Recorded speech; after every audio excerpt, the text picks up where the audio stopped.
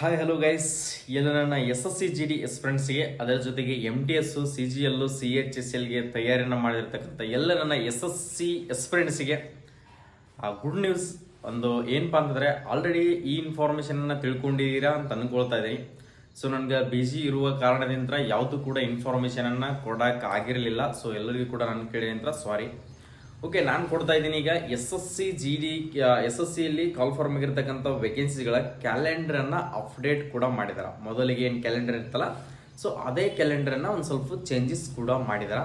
ಆದ ಕಾರಣಕ್ಕೋಸ್ಕರ ಕನ್ನಡದಲ್ಲಿ ಕೂಡ ಯಾರೂ ಕೂಡ ಈ ಮಾಹಿತಿಯನ್ನು ಕೊಟ್ಟಿರಲಿಲ್ಲ. ಸೊ ಬಹಳಷ್ಟು ಜನ ಈ ಇನ್ಫಾರ್ಮೇಷನನ್ನು ಇನ್ನೂ ಕೂಡ ತಿಳ್ಕೊಂಡೇ ಇಲ್ಲ ಅಂತ ಅನಿಸ್ತಾ ಇದೆ. ಆದ ಕಾರಣಕ್ಕೋಸ್ಕರ ನನ್ನನ್ನು ನಂಬ್ಕೊಂಡು ಕುಂತಿರ್ತಕ್ಕಂಥ ಎಲ್ಲ ನನ್ನ ಬ್ರದರ್ಸ್ ಆ್ಯಂಡ್ ಸಿಸ್ಟರ್ಸ್ಗೆ ಇದೊಂದು ಅಪ್ಡೇಟನ್ನು ಕೊಡ್ತಾ ಇದ್ದೀನಿ, ಕರೆಕ್ಟಾಗಿ ನೋಡ್ಕೊಳ್ರಿ. ಓಕೆ, ನೀವೇನಾದರೂ ಫಸ್ಟ್ ಟೈಮ್ ನಮ್ಮ ಯೂಟ್ಯೂಬ್ ಚಾನಲ್ಗೆ ವಿಸಿಟ್ ಕೊಟ್ಟಿದ್ದೀರಾ ಅಂತಂದರೆ, ಸೊ ಈಗಾಗಲೇ ನಮ್ಮ ಯೂಟ್ಯೂಬ್ ಚಾನಲ್ಗೆ ಒಂದು ಸಬ್ಸ್ಕ್ರೈಬನ್ನು ಮಾಡ್ಕೊಳ್ಳಿ. ಓಕೆ, ಬಂದ್ಬಿಡಿ. ಇಲ್ಲಿ ನೋಡ್ಕೊಳ್ಳೋಣ. S S C staff selection ಕಮಿಷನ್ದಲ್ಲಿ ಕರೆದಿರ್ತಕ್ಕಂಥ S S C G D ಆಗಿರಲಿ, ಎಮ್ ಟಿ ಎಸ್ ಆಗಿರಲಿ, ಅದರ ಜೊತೆಗೆ ಸಿ ಜಿ ಎಲ್ ಆಗಿರಲಿ, ಸಿ ಎಚ್ ಎಸ್ ಎಲ್ ಆಗಿರಲಿ, ಯಾವುದೇ ಒಂದು ಕಾಲ್ ಫಾರ್ಮನ್ನು ಮಾಡಿದಾರಪ್ಪ ಅಂದರೆ ಅದ್ರ ಬಗ್ಗೆ ನಾವು ಅಪ್ಡೇಟನ್ನು ತಿಳ್ಕೊಳ್ಳೋದು ಬಹಳಷ್ಟು ಇಂಪಾರ್ಟೆಂಟು. ಸೊ ನಿಮಗೆ ಗೈಡೆನ್ಸೇ ಇರಲಿಲ್ಲ ಅಂತಂದರೆ ಯಾವ ಜಾಬಿಗೆ ಟ್ರೈ ಮಾಡ್ಬೇಕಂತಂದರೆ ಭಾಳಷ್ಟು ಟಫ್ ಆಗುತ್ತೆ. ಆದ ಕಾರಣಕ್ಕೋಸ್ಕರ ಇದು 2025-26ನೇ ಕ್ಯಾಲೆಂಡರ್ನ ಟೋಟಲಿ ಬಂದ್ಬಿಟ್ಟು 2 ಫೇಸ್ ಇದೆ. ಇಲ್ಲಿ ಸಾಕಷ್ಟು ಹುದ್ದೆಗಳನ್ನ ಕರೆದಿದ್ದಾರೆ. ಅದು ಯಾವುದಪ್ಪ ಅಂದರೆ ಟೋಟಲಿ 20 ಥರದ ನೋಟಿಫಿಕೇಶನ್ಗಳನ್ನು ಮಾಡಿದಾರೆ. ಸೊ ನಮ್ಮ ಕರ್ನಾಟಕದವರು ಎಲ್ಲಿ ಪಾರ್ಟಿಸಿಪೇಟ್ ಮಾಡ್ತಿದ್ದಾರೆ ಅಷ್ಟನ್ನು ಮಾತ್ರ ನಾನು ಮಾಹಿತಿಯನ್ನು ಕೊಡ್ತೀನಿ.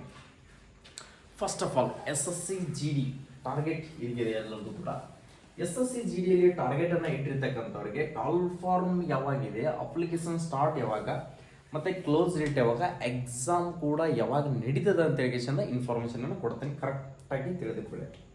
Okay, S S C G D ನೋಡ್ಕೊಳ್ರಿ. ಕಾನ್ಸ್ಟೇಬಲ್ ಜಿ ಡಿ ಯಾವಾಗಪ್ಪ ಅಂತಂದರೆ, ಸೊ ಇದು ಬಂದ್ಬಿಟ್ಟು ನಿಮಗೆ ಅಪ್ಲಿಕೇಶನ್ ಸ್ಟಾರ್ಟ್ ಡೇಟ್ ಬಂದ್ಬಿಟ್ಟು ಅಕ್ಟೋಬರ್ದಲ್ಲಿ ನೋಟಿಫಿಕೇಶನ್ ಕೂಡ ಆಗುತ್ತೆ. ಅಕ್ಟೋಬರ್ದಲ್ಲಿ ನೋಟಿಫಿಕೇಶನ್ ಆಗುತ್ತೆ. ಸೊ ನವೆಂಬರ್ 25ಕ್ಕೆ ಕ್ಲೋಸ್ ಆಗುತ್ತೆ. ಓಕೆ, ಅಕ್ಟೋಬರ್ದಲ್ಲಿ ನವೆಂಬರ್ 25ಕ್ಕೆ ನಿಮ್ಮದು ಅಪ್ಲಿಕೇಶನ್ ಡೇಟ್ ಕೂಡ ಕ್ಲೋಸ್ ಆಗುತ್ತೆ. ಸರ್, ಇದಕ್ಕೆ ಎಕ್ಸಾಮ್ ಯಾವಾಗ ನಡೀಬಹುದು? ಅಪ್ಲಿಕೇಶನನ್ನು ಇವಾಗ ಸ್ಟಾರ್ಟ್ ಮಾಡಿದರೆ, ಸೊ ಎಕ್ಸಾಮ್ ಯಾವ ತಿಂಗಳಲ್ಲಿ ನಡೀಬಹುದು ಕನ್ಫರ್ಮೇಷನ್ ಆಗಿ? ಯಾಕಂದರೆ ಈಗಿಂತ್ರನೇ ನಾವು ಪ್ರಾಕ್ಟೀಸ್ ಮಾಡ್ತೀವಿ, ಈಗಿಂತ್ರನೇ ನಾವು ಪ್ರಿಪ್ರೇಷನ್ ಮಾಡ್ತೀವಿ. ಓಕೆ, ಗುಡ್ ಥಿಂಕಿಂಗನ್ನು ಮಾಡಿದ್ರಿ. ನಾನು ಹೇಳ್ತಾ ಇದ್ದೀನಲ್ಲ, ಯಾವುದೇ ಒಂದು ನೋಟಿಫಿಕೇಶನ್ ಆದಮೇಲೆ ನಾನು ಸ್ಟಡಿ ಮಾಡ್ಕೊಂಡು ಒಂದು ಜಾಬನ್ನು ಸೇರ್ಕೊಳ್ತೀನಪ್ಪ ಅಂದರೆ ಬಹಳಷ್ಟು ಕಷ್ಟ ಆಗುತ್ತೆ ಸ್ನೇಹಿತರೆ. ಆದ ಕಾರಣಕ್ಕೋಸ್ಕರ ಯಾವುದಕ್ಕೆ ಒಂದು ನೀವತ್ತು ಸೆಂಟ್ರಲ್ ಗೌರ್ಮೆಂಟ್ ಹುದ್ದೆಯನ್ನು ಪಡೆದುಕೊಳ್ಬೇಕಂತ ರೆಡಿ ಆಗಿದೆಯಪ್ಪ ಅಂದರೆ, ಮೊದಲಿಗೆ ಆ ಜಾಬಿನ ಹೆಸರೇನು, ಅದು ವರ್ಕ್ ಏನಿರ್ತದೆ. ಸೊ ವರ್ಕ್ ಏನಿರ್ತದೆ ಅಂದಮೇಲೆ ಅದು ನನಗೆ ಎಲಿಜಿಬಿಲಿಟಿ ಇದೆಯೋ ಇಲ್ಲೋ, ನಾನು ಅದಕ್ಕೆ ಹೈಟ್ ಇದೀನೋ ಇಲ್ಲೋ. ಸೊ ಎಕ್ಸಾಮ್ ಹೈಟ್ ಇಲ್ಲಪ್ಪ ಅಂದರೆ ನಾನು ಎಕ್ಸಾಮ್ ಕ್ರ್ಯಾಕ್ ಮಾಡುವಂಥ ನನ್ನಲ್ಲಿ ಎಬಿಲಿಟಿ ಇದೆ, ಓಕೆ ನಾನು ಪ್ರಯತ್ನ ಮಾಡ್ತೀನಿ ಅನ್ನೋದು ನಿನ್ನ ಹತ್ರ 100% ಆಗಿ ಕಾನ್ಫಿಡೆಂಟ್ ಇರಬೇಕು. ಕಾನ್ಫಿಡೆಂಟ್ ಇದ್ರೆ ಮಾತ್ರ ನೀನು ಯಾವುದೇ ಒಂದು ಸಕ್ಸಸ್ಸನ್ನು ಕಾಣೋಕ್ಕೆ ಸಾಧ್ಯ ಆಗ್ತದೆ. Okay, S S C G ಡಿಗೆ ಬಂದ್ಬಿಟ್ಟು ಗೊತ್ತಿರ್ಬೋದು ನಿಮಗೆ 170 ಸೆಂಟಿಮೀಟರ್ ಹೈಟ್ ಇರುತ್ತೆ ಸ್ನೇಹಿತರೆ. ಓಕೆ, ಪುರುಷರಿಗೆ ಮಹಿಳೆಯರಿಗೆ 157 ಸೆಂಟಿಮೀಟರ್ ಹೈಟ್ ಇರುತ್ತೆ. ಓಕೆ, ನಿನ್ನ ಇಲ್ಲಿ ಹೈಟ್ ಇದೆಯಾ? ಓಕೆ, ನಾನು ಮೆಡಿಕಲಿ ಆಲ್ಮೋಸ್ಟ್, ಯಾಕಂದ್ರೆ ಏನು ಕೂಡ ಮೆಡಿಕಲ್ ಗೊತ್ತಾಗೋಲ್ಲ, ಫಿಸಿಕಲಿ ಮಾತ್ರ ನಾನು ಇಷ್ಟಿದ್ದೀನಿ. ನಾನು ಈ ಸರಿ 100% ಎಸ್ ಎಸ್ ಸಿ ಜಿ ಡಿಯಲ್ಲಿ ಯಾವುದಾದ್ರೂ ಒಂದು ಫೋರ್ಸದ ವರದಿಯನ್ನು ಹಾಕ್ತೀನಿ ಅಂತ ಹೇಳಿಕೆಯಿಂದ ನೀವೇನಾದರೂ ಟಾರ್ಗೆಟನ್ನು ಇಟ್ಕೊಂಡ್ರಿಯಪ್ಪ ಅಂದರೆ ಈ ಸರಿ 100%. ಇದು ಜಸ್ಟ್ ಏನು ಮಿಸ್ ಆಗಿದೆಯಲ್ಲ, ಈಗ 53,000 ಹುದ್ದೆಗಳನ್ನ ಕಾಲ್ಫಾರ್ಮ್ ಮಾಡಿದ್ರು. ಸೊ ಅದರಲ್ಲಿ ಏನೋ ಒಂದಿಷ್ಟು ಜನಕ್ಕೆ, ಯಾಕಂದರೆ ಇನ್ನೂ ಕೂಡ ಆ ಲಿಸ್ಟನ್ನು ಬಿಟ್ಟಿಲ್ಲ, ಫಿಸಿಕಲ್ ಲಿಸ್ಟನ್ನು, ಎಕ್ಸಾಮ್ ಲಿಸ್ಟನ್ನು. ಸೊ ಆದ ಕಾರಣಕ್ಕೋಸ್ಕರ ಒಂದಿಷ್ಟು ಜನಕ್ಕೆ, ಯಾಕಂದ್ರೆ ಕ್ವಶನ್ ಪೇಪರ್ ಕೂಡ ಟಫ್ ಕೂಡ ಇತ್ತು, ಕಾಂಪಿಟೇಷನ್ ಕೂಡ ಬಹಳಷ್ಟು, ನನ್ನ ಪ್ರಕಾರ ಎಕ್ಸಾಮಿಗೆ ಅಟೆಂಡ್ ಆಗಿರ್ತಕ್ಕಂಥವ್ರು ಬಹಳಷ್ಟು ಕೂಡ ಕಡಿಮೆ ಕೂಡ ಇದ್ದಾರೆ. ಟೋಟಲಿ 39,000 ಹುದ್ದೆಗಳು ಮಾತ್ರ ಇತ್ತು. ಅದರಲ್ಲಿ ಮತ್ತೆ ಕೂಡ ಪ್ಲಸ್ ಮಾಡಿದಾರ 53,000 ಆಗಿದಾವೆ. ಈಗಾಗಲೇ ಟೋಟಲಿ ಬಂದ್ಬಿಟ್ಟು 53,000 ಆಗಿದಾವೆ.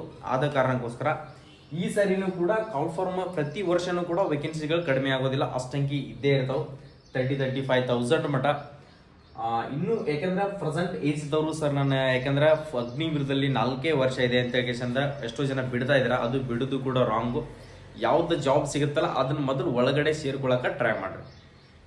Okay, S S C G D ನೋಡ್ಕೊಡ್ರಿ. ಎಕ್ಸಾಮ್ ಡೇಟ್ ಯಾವಾಗ ನಡೀತದ? ಓಕೆ, ಎಕ್ಸಾಮ್ ಡೇಟ್ ನೋಡ್ಕೊಡ್ರಿ ಯಾವಾಗಪ್ಪ ಅಂದ್ರೆ ಜನವರಿ ಫೆಬ್ರವರಿಯಲ್ಲಿ ನಿಮ್ಮ ಎಕ್ಸಾಮ್ ಕೂಡ ನಡೀತದ. ಜನವರಿ ಫೆಬ್ರವರಿಯಲ್ಲಿ ನಿಮ್ಮ ಎಕ್ಸಾಮ್ ಕೂಡ ಕಂಡಕ್ಟ್ ಆಗುತ್ತೆ. 2026 ಜನವರಿ ಫೆಬ್ರವರಿಯಲ್ಲಿ 2026ಕ್ಕೆ ನಿಮ್ಮ ಕಂಪ್ಯೂಟರ್ ಬೇಸ್ಡ್ CBT ಎಕ್ಸಾಮ್ ಕೂಡ ಕಂಡಕ್ಟ್ ಆಗುತ್ತಾ.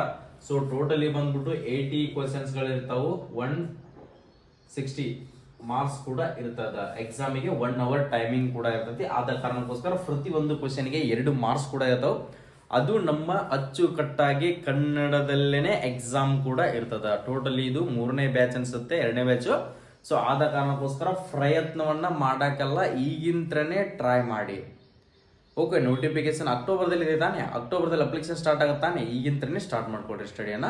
ಸೊ ಅದು ಯಾವ ಥರಪ್ಪ ಅಂತಂದರೆ ನಮ್ಮದೇ ಆಗಿರ್ತಕ್ಕಂಥ HJ ಡಿಫೆನ್ಸ್ ಅಕಾಡೆಮಿ ಅಂತ ಕೇಶಂದ ಬಾಗಲಕೋಟದಲ್ಲಿ ಕೋಚಿಂಗ್ ಕೂಡ ಪ್ರಾರಂಭವನ್ನು ಮಾಡಿದ್ದೀವಿ. SSC GD ಬ್ಯಾಚನ್ನು ಶೀಘ್ರದಲ್ಲೇ ಸ್ಟಾರ್ಟ್ ಮಾಡ್ತಾ ಇದ್ದೀವಿ. ಸ್ಟಾರ್ಟ್ ಮಾಡಿದ ತಕ್ಷಣ ನಾವು ವಿಡಿಯೋ ಕೂಡ ಅಪ್ಲೋಡನ್ನು ಮಾಡ್ತೀವಿ. ಬಂದ್ಬಿಟ್ಟು ಪ್ರತಿಯೊಬ್ಬ ಪುರುಷ ಮತ್ತು ಮಹಿಳೆಯರಿಗೆ ಇಬ್ಬರಿಗೆ ಕೂಡ ಹಾಸ್ಟೆಲ್ ಫೆಸಿಲಿಟಿ, ಊಟ ವಸತಿ, ಎಕ್ಸ್ಪೀರಿಯನ್ಸ್ ಟೀಚರ್ಸ್ ಇಂದ ನಿಮ್ಗೆ ಗೈಡಿಂಗ್ ಕೂಡ, ನಿಮಗೆ ಟೀಚಿಂಗ್ ಕೂಡ, ಮತ್ತು ಅದೇ ಥರನಾಗಿ ಫಿಸಿಕಲ್ಲು ಪ್ರತಿಯೊಂದು ಕೂಡ ನಮ್ಮ ಹತ್ರ ಸ್ಪೆಸಿಲಿಟಿ ಕೂಡ ಬಾಗಲಕೋಟದಲ್ಲಿ ಬೇಕಿದ್ರೆ ಸರ್ಚ್ ಮಾಡಿ ಕೂಡ ನೀವು ಚೆಕ್ ಅನ್ನ ಮಾಡ್ಕೋಬಹುದು. ಅಡ್ಮಿಷನ್ ಅನ್ನ ನಾವು ಸ್ಟಾರ್ಟ್ ಆದ ತಕ್ಷಣ ಇನ್ಫಾರ್ಮೇಶನ್ ಅನ್ನ ಕೊಡ್ತೀವಿ. ಓಕೆ, SSC GD ಆಯ್ತು ಸರ್ ನನಗೆ ಹೈಟೇ ಇಲ್ಲ, ನನಗೆ MTS ಅಪ್ಲೈ ಮಾಡ್ಬೇಕು ಅನ್ಕೊಂಡಿದ್ದೀನಿ, MTS ಇದೆ ಏನಾದರೂ ಇನ್ಫಾರ್ಮೇಶನ್ ಕೊಡಿ ಸರ್. ಓಕೆ ಬನ್ನಿ, SSC MTS ಯಾವಾಗ ಕಾಲ್ ಫಾರ್ಮ್ ಇದೆ, ಯಾವಾಗ ಅರ್ಜಿಗಳನ್ನ ಸಲ್ಲಿಸಬಹುದು, ಕ್ಲೋಸಿಂಗ್ ಡೇಟ್ ಯಾವಾಗ ಇರ್ತದೆ ಅಂತ ಹೇಳಿ ಅದನ್ನು ಕೂಡ ಅದರ ಜೊತೆಗೆ ನೋಡ್ಕೊಡ್ರಿ. ಇಲ್ಲಿ ಕಾಲ್ ಫಾರ್ಮ್ ಅನ್ನು ಮಾಡಿರ್ತಕ್ಕಂಥದ್ದು ಸಾಕಷ್ಟು SSC ಕಾಲ್ ಫಾರ್ಮ್ ಮಾಡಿದಾರ, ASO ಅಂತೇಳಿ selection post examination, stenographer grade C, ಮತ್ತು combined Hindi translate, combined graduate level CGL, sub inspector ಇನ್ ಡೆಲ್ಲಿ, ನೆಕ್ಸ್ಟ್ CHSL ಕೂಡ ಕಾಲ್ ಫಾರ್ಮ್ ಅನ್ನು ಮಾಡಿದಾರೆ. Okay, 10 number multi tasking non technical staff and Havaldar CBN. ಇದು ನೋಡ್ಕೊಡ್ರಿ 26/6/2025 ಬಂದೇ ಬಿಡ್ತು ಸ್ನೇಹಿತರೆ. SSC MTS ಅಪ್ಲಿಕೇಶನ್ ಕೂಡ ಸ್ಟಾರ್ಟ್ ಆಗ್ತಾ ಇದೆ. ಇಲ್ಲಿ ನೋಡ್ಕೊಡ್ರಿ ಯಾವಾಗಿಂದ ಸ್ಟಾರ್ಟ್ ಅಪ್ ಅಂದರೆ SSC MTS 26/6/2025ಕ್ಕೆ ಅಪ್ಲಿಕೇಶನ್ ಸ್ಟಾರ್ಟ್ ಆದರೆ 24/7/2025ಕ್ಕೆ ಅಪ್ಲಿಕೇಶನ್ ಡೇಟ್ ಕೂಡ ಕ್ಲೋಸ್ ಆಗುತ್ತೆ. ಓಕೆ ಸರ್, ಕ್ಲೋಸಿಂಗ್ ಡೇಟ್ ಆಯ್ತು, ಸ್ಟಾರ್ಟಿಂಗ್ ಡೇಟ್ ಆಯ್ತು ಕೂಡ, ಎಂಡ್ ಡೇಟ್ ಆಯ್ತು. ಎಕ್ಸಾಮ್ ಯಾವಾಗ ನಡೀಬಹುದು? ಎಕ್ಸಾಮ್ ನೋಡ್ಕೊಳ್ಳಿ ಸ್ನೇಹಿತರೆ, 20 ಸೆಪ್ಟೆಂಬರ್ ಅಂತ ಹಿಡಿದು 24 ಅಕ್ಟೋಬರ್ ಮಟ, 24 ಅಕ್ಟೋಬರ್ ಮಟನೂ ಕೂಡ ಎಕ್ಸಾಮ್ ಇರ್ತೈತಿ. ಇದು ಕೂಡ ನಮ್ಮ ಮಾತೃಭಾಷೆ ಕನ್ನಡದಲ್ಲೇನೆ ಎಕ್ಸಾಮ್ ಇರ್ತೈತಿ. ಹೌದಪ್ಪ ಅಂತಾರೆ, ಇದು ಕೂಡ ಕನ್ನಡದಲ್ಲೇನೆ ಎಕ್ಸಾಮ್ ಇರ್ತೈತಿ. ಇದನ್ನು ಕೂಡ ಪ್ರತಿಯೊಬ್ರು ಕೂಡ ನೀವು ಇದನ್ನ ಪ್ರಯತ್ನವನ್ನ ಮಾಡ್ಕೊಳ್ಬೇಕು. ಸರ್ ನನ್ನ ಹೈಟ್ ಇಲ್ಲ ಸರ್, ನಾನು ಇಂಥವೆಲ್ಲ ಟ್ರೈ ಮಾಡ್ತೀನಿ ಅಂತ ಅವರು ಇದು ನೋಡ್ಕೊಡ್ರಿ. ಯಾಕಂದ್ರೆ ಹೈಟ್ ಕೂಡ ಇರೋದಿಲ್ಲ, ರನ್ನಿಂಗ್ ಕೂಡ ಇದರಲ್ಲಿ ಇರೋದಿಲ್ಲ.